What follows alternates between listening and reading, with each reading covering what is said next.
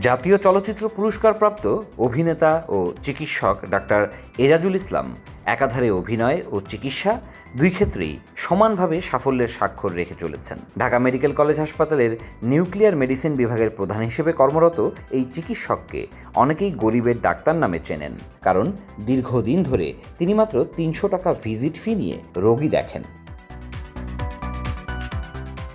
Doctor Ejaz জানান, ঢাকা মেডিকেলে দায়িত্ব নেওয়ার পর স্টাফরা তাকে বলেছিলেন যে তার ভিজিট ফি খুবই কম, তাই এটি বাড়ানো উচিত। তাদের কথায় তিনি ৩০০ টাকা থেকে ফি বাড়িয়ে ৫০০ টাকা করেন, কিন্তু মাত্র দুদিন পরই তিনি লক্ষ্য করেন অনেক রোগী এই খরচ বহন করতে পারছেন না, তাই আবার আগের মতো ৩০০ টাকা ফি নেওয়া শুরু করেন এবং দৃঢ়ভাবে ঘোষণা দেন যতদিন বাঁচবেন ততদিন ৩০০ টাকাতেই রোগী দেখবেন। তার ভাষায়, জীবনে বেঁচে থাকার জন্য খুব বেশি অর্থের প্রয়োজন হয় না, সৃষ্টিকর্তা যা দিয়েছেন তাতেই তিনি সন্তুষ্ট।